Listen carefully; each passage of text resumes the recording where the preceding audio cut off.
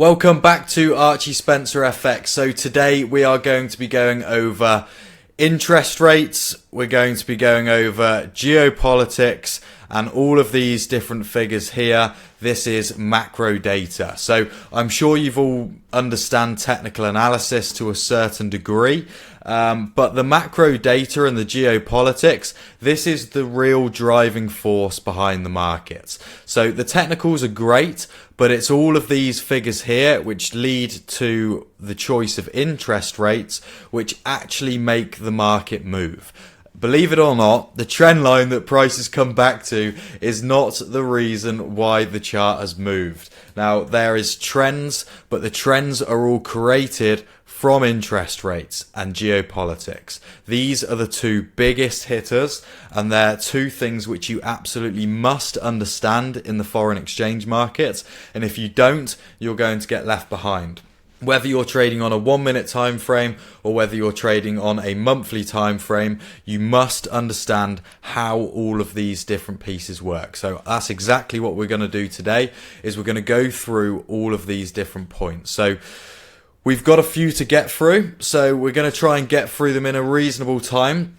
But stick with me, because by the end of this video, you're going to be in a position where you can now understand exactly what is happening inside of here, which is FX Street. Now, this looks complicated. There's loads of numbers which come out on here, but when you can understand it and when you can read it, you can really make some very, very, very nice profits. So this might be a bit of a boring video in comparison to TradingView, but this is some serious knowledge that I'm going to be giving you guys today that took me years to completely understand. So I'm not expecting you to walk away with it and completely understand it today, but there is something for you at the end of this video, so stick around to find out exactly what that is. With the different points, so this is all macro data: business confidence, consumer confidence, unemployment rate, services PMIs, manufacturing PMIs, GDP, and inflation. So they're all macro data points. And then we have the big old geopolitics, who Trump is the number one. He is the master of geopolitics. He's the main guy that's dealing with all the geopolitics. He creates all the geopolitics. So this man right here will either be your best friend or your worst enemy when it comes to trading the markets. So starting off, we've got CPI. So this is otherwise known as inflation. If you don't know what CPI is, it's the core price index. So this is basically looking at the milk, the bread, like everyday items that people are buying, which don't really change too much in price. So it's not like petrol, which is changing all the time, or gas for you Americans. It's the everyday stuff which doesn't really change much in price. That's what it's measuring. The target is between 2 to 3%. So in the US at the moment, it's at a merry old 3.8. So it's a little bit high. So the reason that they have this target of 2 to 3% is because of wages. So wages typically rise at 2% year on year. So what this means is when you get your pay package at the end of the year and it's like, whoo, we've made an extra 2%. You haven't, because the target for inflation is 2 to 3%. And in the US right now, inflation is running at 3.8. So if you do the maths there, you're actually losing 1.8% of your money each year, even with this 2% rise. So next time your boss suggests a 2% rise to you every year, tell him to do one and you want a bit more. To bring inflation up, you have to cut interest rates. Reason being is this now reduces the cost of borrowing. So people are now able to borrow money for much cheaper. People can borrow money for much cheaper. Their spending looks something like this, because people can't control themselves. They borrow money, they take out loans, they buy cars on finance, whatever it is. This is the reason why. If interest rates go down, if they get cut, your mortgage is cheaper, your interest payments on your car is cheaper, your interest payments on general day-to-day loans, whatever that's for house improvements, whatever it is, it all becomes a lot better. And this is when you start to see people going out for dinner every weekend, and just life is much better for the everyday consumer when you've got low interest rates. So when we're in cutting cycles, that is a great time for the consumer.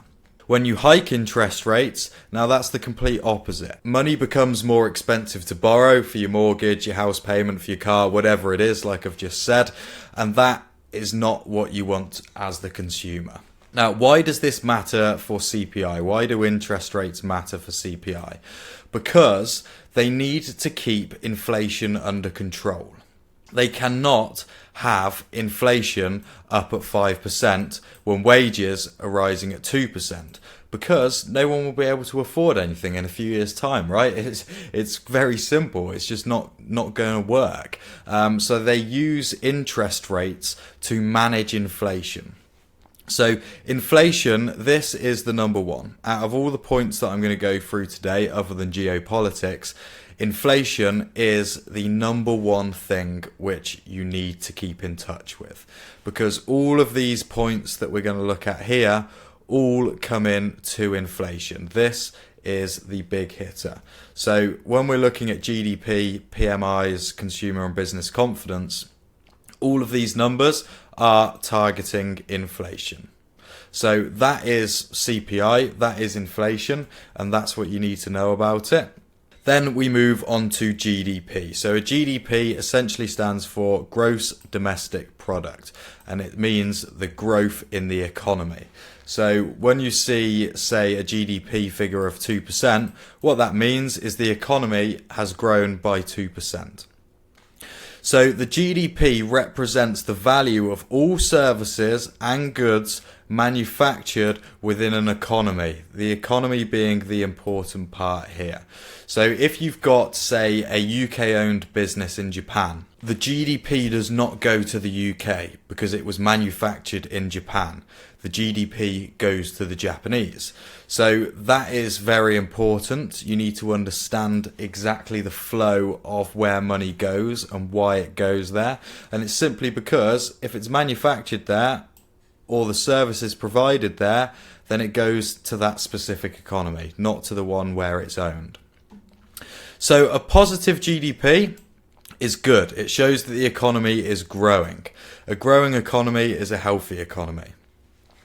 When you get a negative GDP, that means that the economy is shrinking, right? We're going backwards. So this is where the New Zealanders were not too long ago. They had, I think it was 4 months inside of a negative GDP.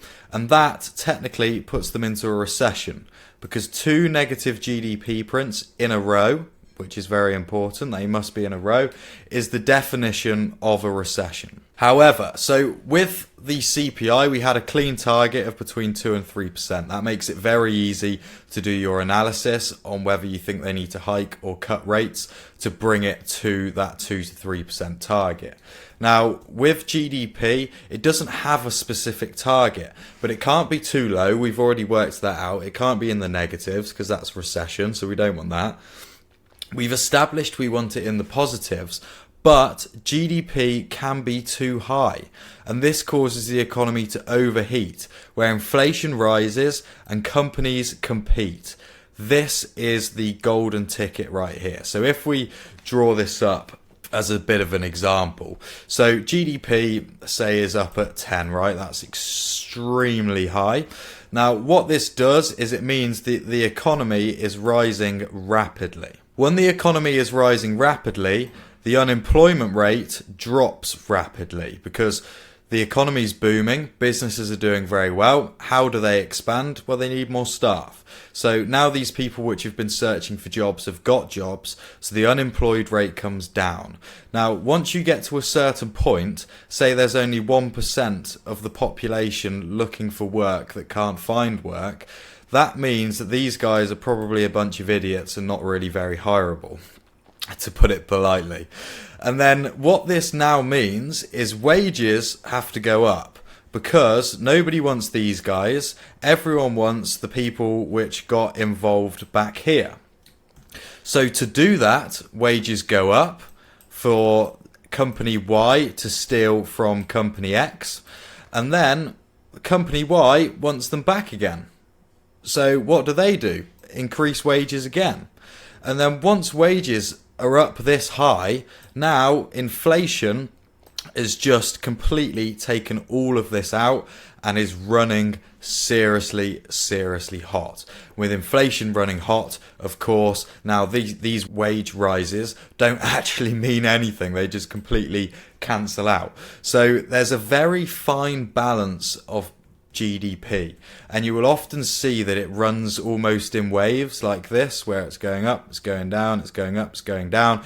That's simply because the central banks need to keep it relatively stable, but they can't keep it perfectly still because of all the other macro points and because of the big hitter being geopolitics. Geopolitics is a monster, but we are going to come on to that. That's going to be what we finish with today. So bear with me. We will get on to that. So if we hike interest rates, that will bring GDP down, right? This goes back to borrowing money. When businesses have to pay more to borrow money, they're not expanding, they kind of slow down, everything slows down a little bit, which in turn brings the GDP down. There's less getting manufactured, there's less services being handed out, which brings this figure down. Now, if we cut interest rates, that will bring GDP up because businesses can now borrow for cheaper, which means that they're having a great time. Now they want to hire more staff, they want to manufacture more goods, and of course, because of that, GDP starts to rise.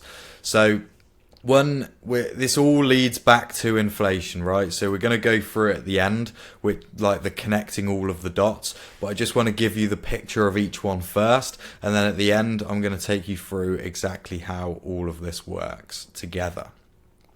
So PMIs, this is the Purchasing Managers Index. So the big number on this, the number that you're looking for is 50. 50 is the baseline that sits in the middle. So anything above 50, this represents growth within the economy. Anything below 50 represents contraction within the economy. So there's a fine line with this as well. They don't want it all the way up here at 120 or whatever. They want to keep it relatively calm because, of course, when the growth is so big, this leads back to inflation. I think you're probably starting to get the gist of it now. When everything runs too hot, inflation runs even hotter. So there's a fine balance. They want it above the 50s because they want to see growth, but they don't want it to be sky high.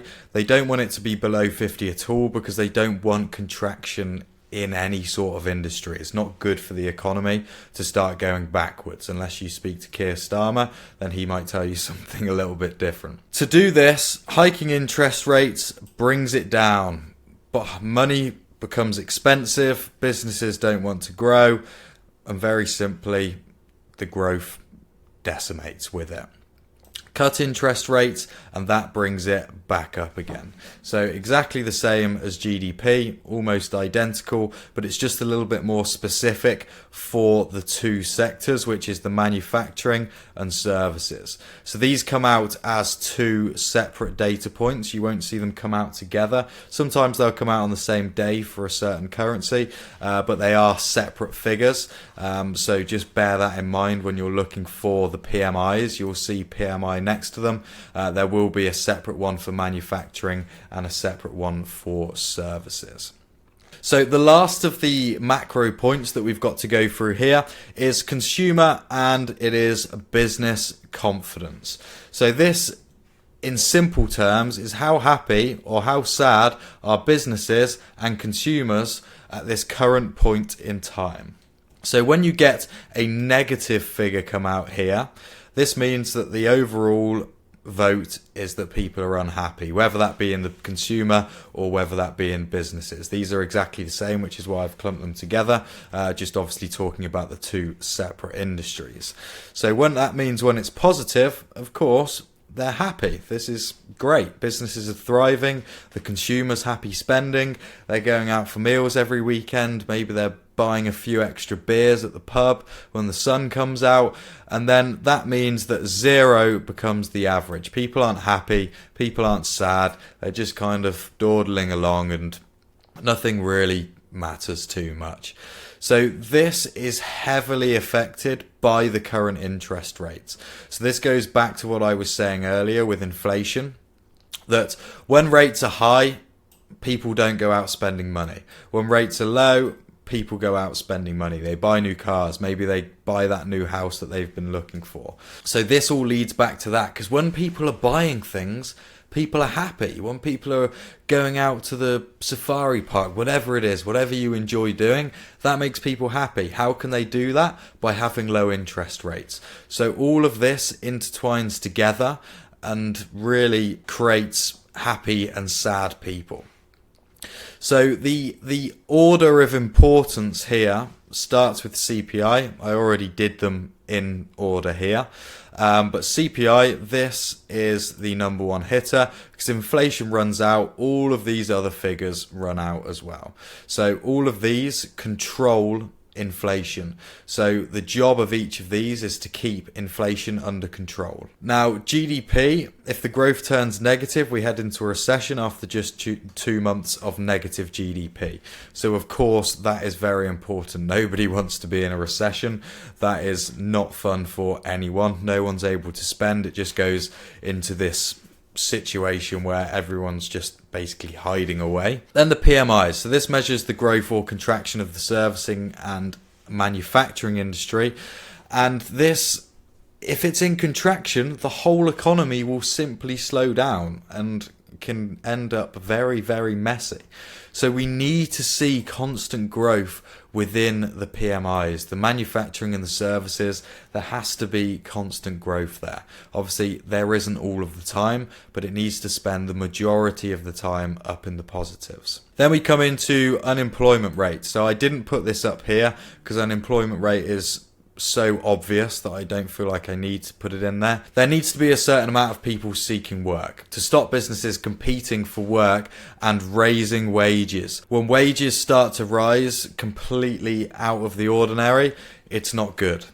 So we need a certain amount of people to be unemployed. I'm sorry if that you are that kettle of fish and you are looking for jobs, but we do need that. The economy needs to have people searching for jobs, because that's what keeps the market competitive and stops the inflation just running absolutely wild. Then we come down to consumer confidence. We need happy people and spending money to keep the economy growing. As soon as the consumer stops spending money, the whole economy falls apart. So all of these are mega important. That's why they're the macro data points that I look at. But consumer confidence is coming towards the bottom of the list, but business confidence comes last. And it's last place not because of its importance, because it's solely influenced by everything else that comes before it. If inflation is running high, this is not good for business confidence. If GDP is in the negative, it's not good for business confidence. If the PMIs are below 50, it's not good for business confidence. If the unemployment rate is too high or too low, not good for business confidence. And of course, if the consumers aren't spending, who the hell's buying the products and the services that the businesses are providing? Absolutely nobody. So it's very, very, very important. So the big thing here, what all of this is leading into, all of this macro data, and it becomes quite simple at this point. So when an economy or the central banks are cutting rates, this causes the currency to depreciate. It's selling off, just like this little guy over here. Right? Nobody wants a weak currency unless you're an exporter. So like the Japanese, they export a lot of stuff, weak currency. The US, Trump trying to make America great again.